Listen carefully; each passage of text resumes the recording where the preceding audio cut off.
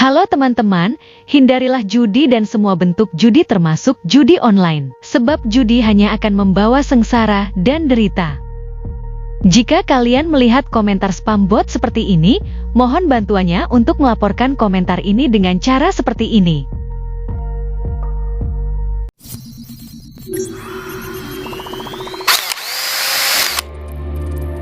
Assalamualaikum warahmatullahi wabarakatuh. Selamat datang kembali di Rio Hotspot Channel. Oke, diawali edisi kali ini coba dengerin dulu ya ocehan orang yang paling hebat. Yang satu ini ya. Saya sama supporter ini saya dengerin lalu bang. Bisa ditanya, cek ke mereka. Dicabut nih, pasti spanduk kami.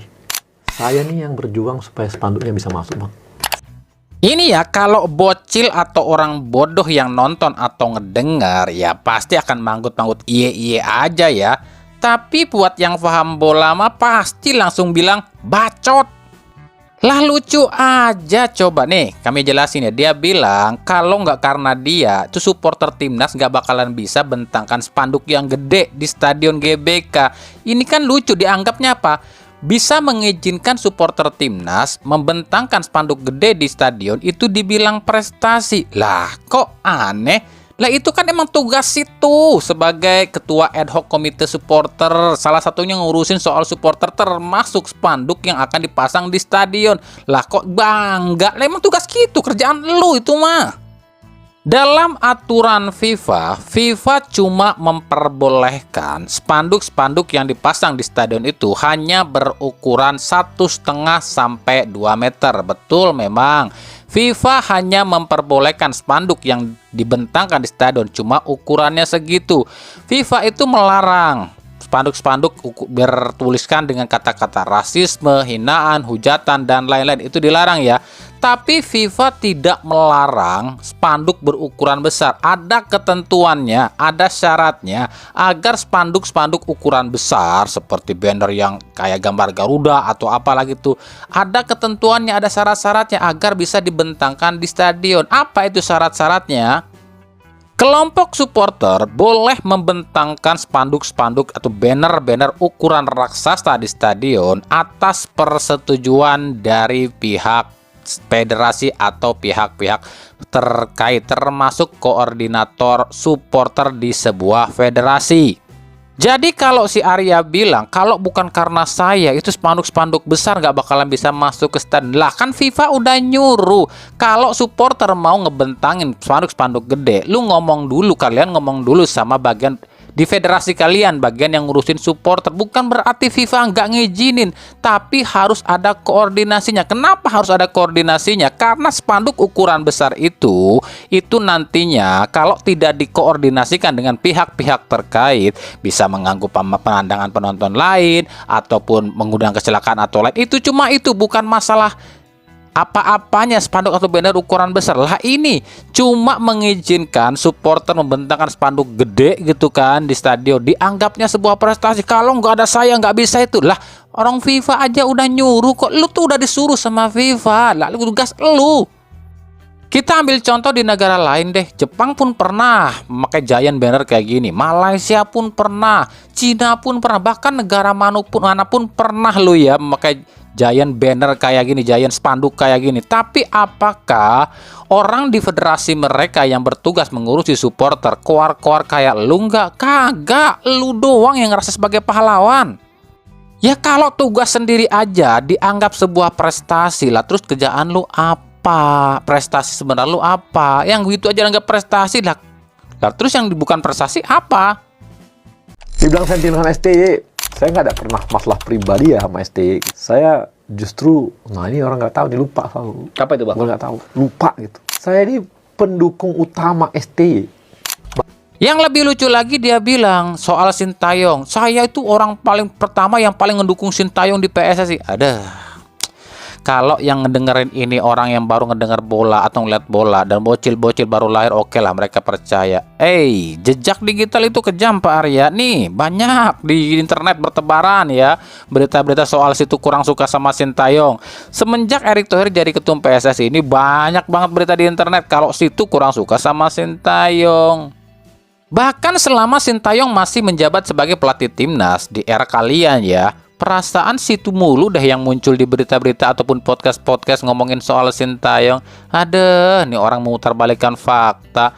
Ini ya, buat kami gini loh ya. Mungkin ya kegagalan kita lolos ke Piala Dunia kemarin ya, mungkin ada hikmahnya. Hikmahnya apa ya? Coba kalau Indonesia lolos ke Piala Dunia, mereka mungkin udah nggak ngerasa apa ya, ngerasa kayak jadi Superman kali ya, jadi pahlawan negara kali ya. Wong kita gagal aja mereka masih ngoceh-ngoceh keluar-keluar kok. Aduh.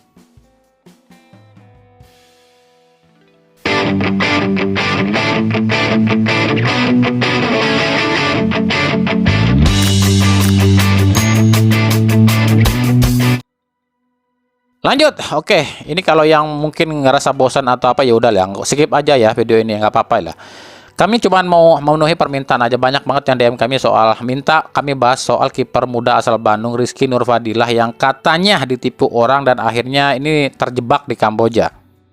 Ya meskipun akhirnya Gubernur Jawa Barat Deddy Mulyadi udah ambil sikap dan akan memulangkan Rizky dari Kamboja. Ya untuk kasus sebenarnya sih kami pribadi nggak tahu loh ya kasus awalnya seperti apa. Cuman kalau mungkin profil dikitnya mungkin kami agak tahu lah. Rizky ini adalah putra asli Bandung ya. Tepatnya mungkin kalau nggak salah loh ya Dayakolot kalau nggak salah.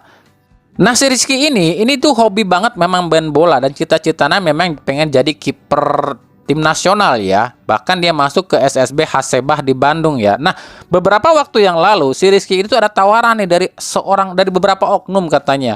Ngakunya sih mereka akan mempromosikan atau mengontrak ya si Rizky ini buat main di salah satu SSB di Medan. Bahkan katanya akan dipromosikan ke tim PSMS Medan. Tapi alih-alih si Rizky ini dibawa ke Medan dan masuk ke PSMS Medan atau ke SSB di Medan, dia justru menjadi korban dari TPPO. Apa itu TPPO? Tindak pidana perdagangan orang, dan akhirnya bukan terdampar sih, disekap katanya di Kamboja ya. Meskipun dalam video terakhir dia udah ada di KBRI-nya Indonesia di Kamboja ya. Cuma dalam kasus ini ada beberapa hal yang bisa kita petik hikmah dan kita jadikan pelajaran dan peringatan. Yang pertama, ini khusus buat PSSI. Ini lihat nih wajah asli sepak bola Indonesia PSSI. Kalian sibuk dengan hal-hal yang apa ya, kayak luar biasa banget di atas. Tapi lihat di bawah. Lihat anak-anak kita, lihat anak-anak muda kita. Mereka tuh pengen banget bermimpi jadi seorang pesepak bola, tapi terbentur dengan aturan kalian. Apa itu? Kita tahu berapa banyak talenta muda di Indonesia, tapi selalu terbentur dengan yang namanya duit buat masuk di SSB. Masuk ke SSB itu dari kecil aja, dari TK aja udah dipintain duit loh. Jutaan malahan. Iya kalau orang tua mereka punya banyak duit. Kalau orangnya pas-pasan kayak si Rizky ini, kan repot juga. Nah ini tugas kalian sebenarnya PSSI, daripada kalian ngurusin hal-hal yang inilah itulah pencitraan macam-macam, ini tuh urusin.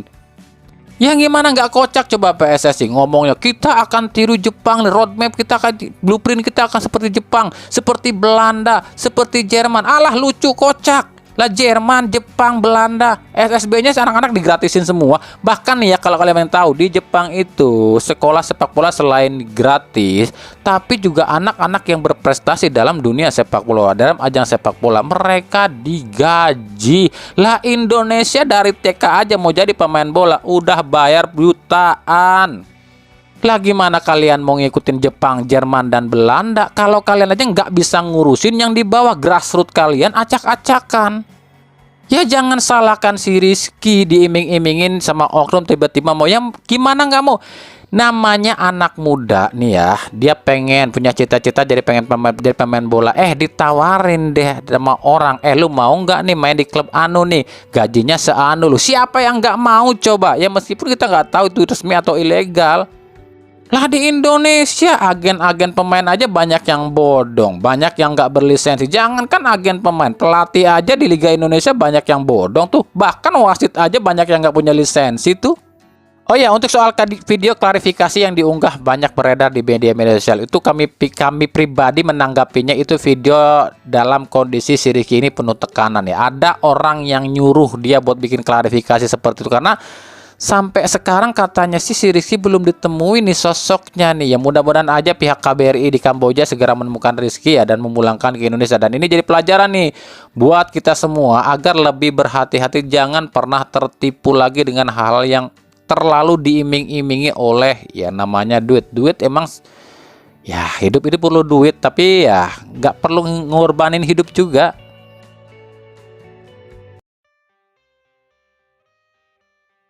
Lanjut, Persis Solo akan tercatat dalam sejarah sepak bola Indonesia, tim pertama di Indonesia yang memiliki pemain yang main di Piala Dunia, yakni Gervin Kastaner dari Curaçao yang baru saja membawa timnasnya lolos ke Piala Dunia 2026. Ya meskipun di Indonesia pernah banyak ya pemain-pemain asing yang pernah bermain di Piala Dunia, seperti siapa? Michael Essien di Persib itu kan udah melintang di Piala Dunia. Tapi kan beda cerita dengan Kastanir. Si Essien datang ke Indonesia kan memang udah pernah main di Piala Dunia. Kalau Kastanir ketika datang ke Indonesia, timnasnya belum masuk ke Piala Dunia, dan ketika main di Indonesia barulah timnasnya masuk ke Piala Dunia. Ada sih di Persib Ran Putros juga tuh yang bisa saja ya menjadi orang yang main di Indonesia juga akhirnya main di Piala Dunia. Tapi kan permasalahannya timnasnya si Putros Irak ini belum tentu lolos ke Piala Dunia. Saat ini masih udah lolos sih di round 5, cuma masih nunggu nanti lawannya di konfederasi lain ya. Nah, dengan lolosnya Curaçao ya, dengan Gervin Kastaner ya, Persis Solo dipastikan akan dapat duit dari FIFA. Uang dari FIFA itu karena mengirimkan pemainnya ke Piala Dunia. Kalau nggak salah nominalnya itu kalau nggak salah lo ya 5,9 miliar. Tapi tahu nggak kalian? Bukan cuma Persis Solo yang dapat, Persib Bandung pun akan kecipratan lah. Kok gitu? Kan si Kastaner bukan pemain Persib lagi. Ya, Persib Bandung kemungkinan juga akan mendapatkan cipratan uang yang sama yang dimiliki oleh atau yang didapat oleh Persis Solo, karena ketika Kastaner datang ke Indonesia dan bermain di Persib itu kalau nggak salah 8 Januari 2025 deh ya, kalau nggak salah lo ya, 8 Januari deh kalau nggak salah. Nah, sementara timnas Curaçao itu jalani kualifikasi Piala Dunia itu dari round 2 ya. Round 2 langsung round 2 tuh. Itu bulan apa? Juli apa Juni ya? Juni 2023 atau 2024 kalau nggak salah itu. Jadi ketika si Kastaner masuk ke Persib, timnas Curaçao lagi main di kualifikasi Piala Dunia, yang artinya Persib waktu itu juga mengirimkan pemainnya ke kualifikasi Piala Dunia. Nah, kalau benar Persib mendapatkan juga sama yang didapatkan oleh Persis Solo, otomatis Persib akan mendapatkan banyak nih ya, sebab ya di timnas Indonesia aja ada 4, Beckham, Toha, terus juga Maklok dan juga Eliano ya. Kalau 5,9 dikali 4 ditambah Kastanir ya sekitar 30 miliaran Persib akan dapat duit dari FIFA. Tapi kan itu cuma hitung-hitungan kita ya. Kita kan nggak tahu berapa nominal yang pasti dapatnya, itu kan cuma FIFA yang tahu. Lanjut, coba lihat ini. Ini adalah daftar wasit yang akan bertugas di pekan 13. Apa yang kami bilang benar kan? Kalau namanya PSSI dan PT Liga ini memang sengaja bikin supporter itu, apalagi supporter 4 tim rival, saling ejek-ejekan, saling panas-panasan terus. Kenapa? Kalau mereka ini nggak rame, nggak panas-panasan, nggak rame. Contoh lihat nih. Persija lawan Persik Kediri dipimpin wasit Ginanjar asal Jawa Barat. Kan kalau misalnya si wasit Ginanjar ini blunder, yang disalahin siapa? Persibnya dong. Lalu Persib lawan Dewa United dipimpin wasit Gideon Dapaherang asal Jakarta. Kalau wasit Gideon ini bobrok atau blunder, yang disalahin siapa? Persija. Ada yang lebih lucu lagi, yakni PSM lawan PSBS Biak dipimpin wasit asal Sulawesi Utara. Kan lucu, PSM itu asal Sulawesi loh. Masa dipimpin wasit asal Sulawesi juga? Kalau pertandingan lain sih oke lah ya, nggak terlalu banyak nggak terlalu banyak mengkhawatirkan lah ya.